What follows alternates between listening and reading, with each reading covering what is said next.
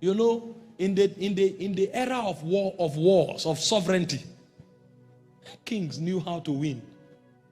Is talk. If you can't talk, you are finished. In this life, if you cannot talk, you are finished. Those days when kings want to go to war, the army will gather and then they will bring the orators. If the orators talk, all your adrenaline will rise up. And you will see people fight to the death. So victories and conquest are actually a product of the right wars. That's what the Bible means when it calls it wars in season. To be able to utter the right word at the right time is a gift. And men who take actions that produce results, one thing they know to do and know to do very well is to speak correctly. They say the right thing at the right time in the right place. If you can get this, even the word can be given to you. Words. They are some of the most powerful weapons you can find on the face of the earth. And so here was Paul's verdict. In 2 Corinthians chapter 4 verse 13, he said, according as it is written, he said, they believe and have spoken. He said, we also, having the same spirit of faith, we believe. And the proof that we believe is that we speak. If we don't speak, it means we don't believe. But the moment we believe, we begin to speak. You cannot see a word that you have not spoken. Else, you will live in the one somebody else spoke you into. And so if you don't want to live in the reality somebody else created, you must create yours with words. Create it. Listen, make talking a way of life. The reason people go nowhere and have no worthy manifestation is because most times the things they even say are the topics others raise for them. When you should be talking your way forward and upward, they bring somebody's matter to you and you sit on it and talk for 3 hours and you think you are making progress. After 10 years, both you and the person talking about that person, you will still talk because it means that person is the one creating news for you. When you find great people, they have talking sessions the way they have thinking sessions. Some people will lock themselves in the room, stand in front of the mirror, CEOs, and tell themselves they can do it. They've done it before, they will do it again. And if they don't do it, nobody else will. And they will do it so that the lives of others will be better. It's because they do it, that's why the world is a better place. And they will talk themselves until the anointing will rise. Sometimes you need to go and lock yourself in the room and tell yourself, I am the head and the head only. Everything I do prospers. I don't know how to fail. What you are doing is that you are not psyching yourself. You are re-educating your spirit. You are reprogramming your soul. Because what you say is what you become. It said, keep me in remembrance of my word. According to thy word, thou shalt be justified. That means your justification is at the mercy of your speakings. Isaiah 44 verse 26. And in Isaiah 44 36 it said, I the Lord, I confirm the words of my servants. I perform the counsels of my messengers. God says you should remind him of what he will do for you. And God says he will honor what you say. And you are there saying, it's not working. I'm a failure. Oh my God. Is this how we finish? Well, you are about to finish because you are writing the script of your manifestation. But there are some of us who walk in the glory life, in the glorious experience, because we know it, we think it, and we talk it. You will never catch me. The other day I stood up in my room and I was walking like this. And my wife showed up and started laughing. She wanted to give me a cup of water and I stood like this. When she served the water, I collected it and drank. She said, what are you doing? I said, I'm a king. I'm rehearsing my life. I'm a king. I'm a king. I talk it until it must become.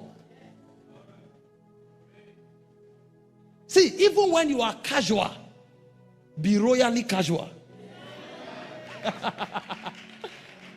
Be royally what? casual.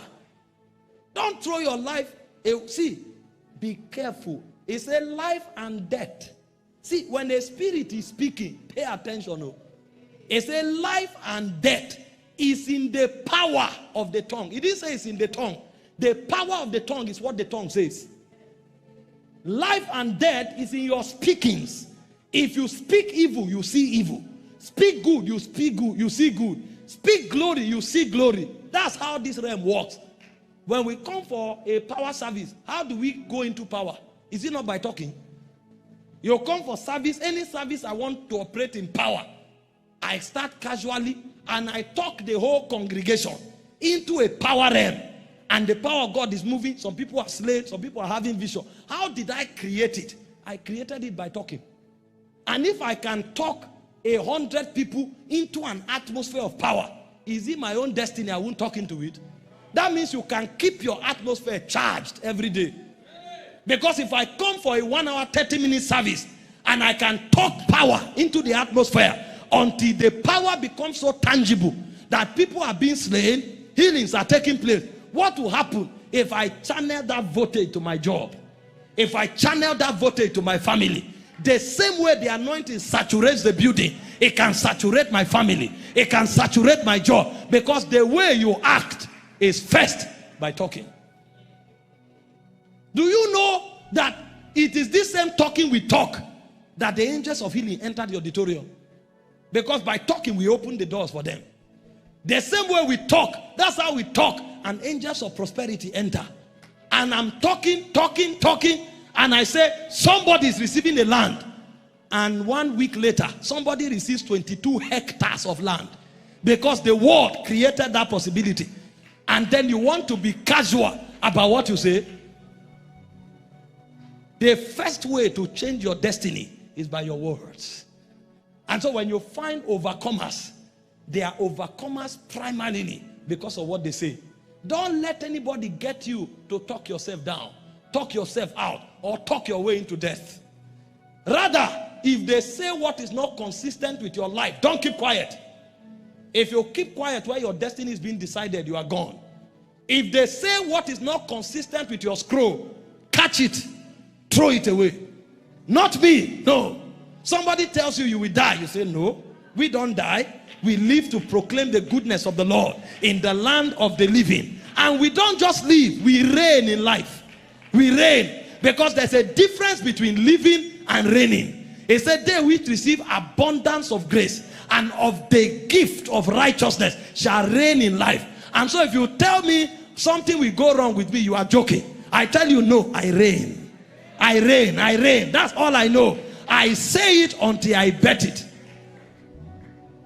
You are a spirit being.